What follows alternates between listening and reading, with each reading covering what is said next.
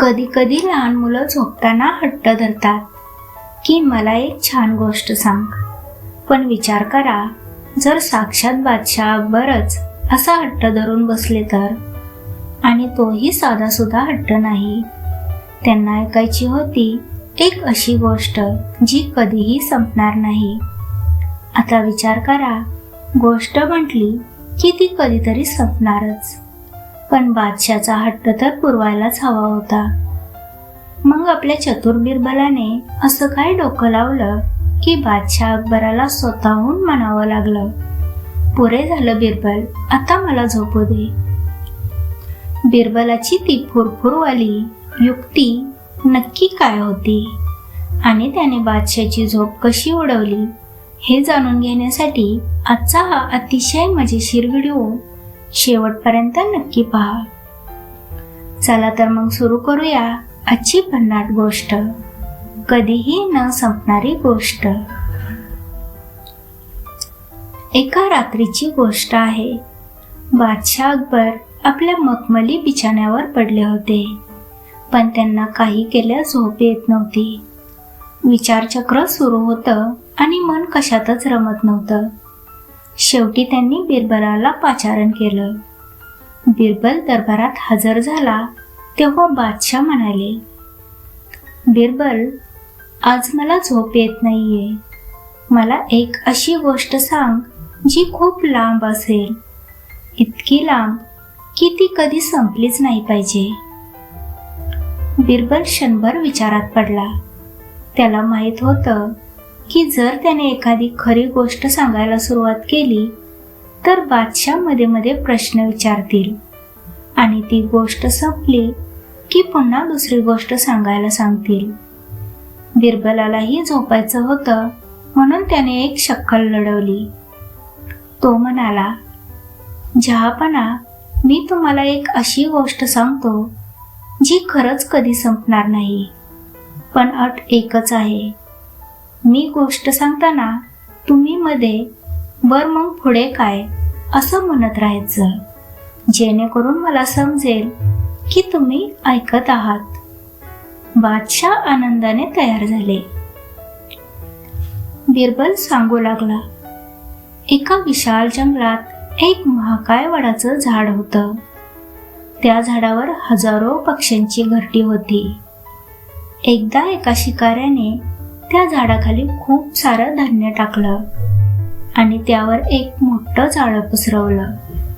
झाडावरचे हजारो पक्षी एकाच वेळी खाली उतरले आणि त्या जाळ्यात अडकले. बादशाह उत्सुकतेने म्हणाले, बर मग पुढे? बिरबल म्हणाला, त्या सर्व पक्ष्यांनी मिळून जोर लावला आणि ते पूर्ण जाळं घेऊनच आकाशात उडाले.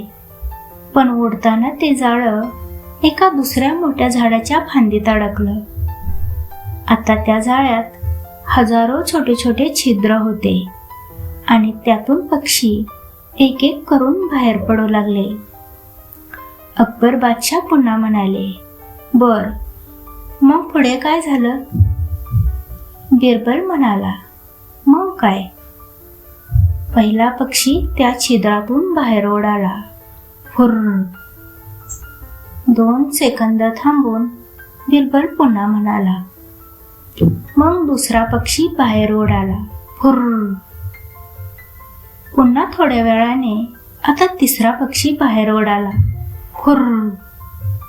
असं करत करत बिरबल पुढची 10-15 मिनिटं फक्त आणखी एक पक्षी उडाला. हुर्र. असंच म्हणत राहिला. अकबर बादशाह सुरुवातीला बर मग म्हणत होते, पण नंतर ते कंटाळले. शेवटी अकबर चिरडून ओरडले, अरे बिरबल, हे काय लावलंय?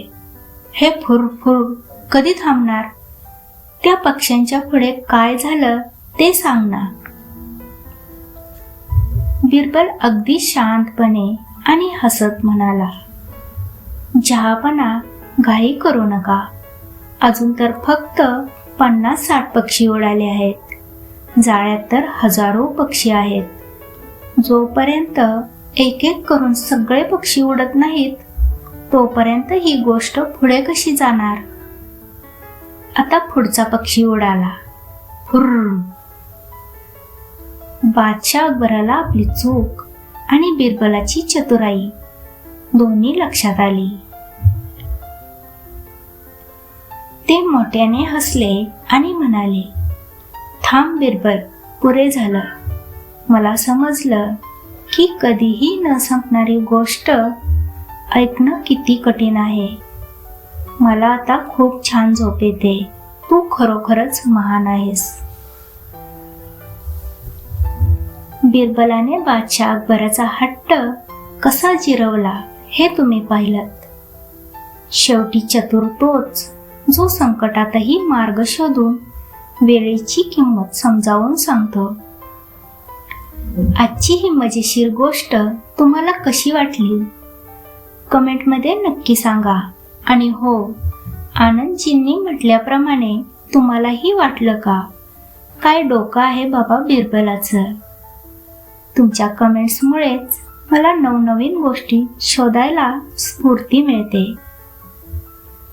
जर तुम्हाला हा व्हिडिओ आवडला असेल तर लाईक करा, तुमच्या मित्रपरिवारासोबत शेअर करा आणि आपल्या रेश्मा मराठी स्टोरीज चॅनेलला सबस्क्राईब करायला विसरू नका. पुढच्या भागात भेटूया अशाच एका बुद्धिमान कथेसह.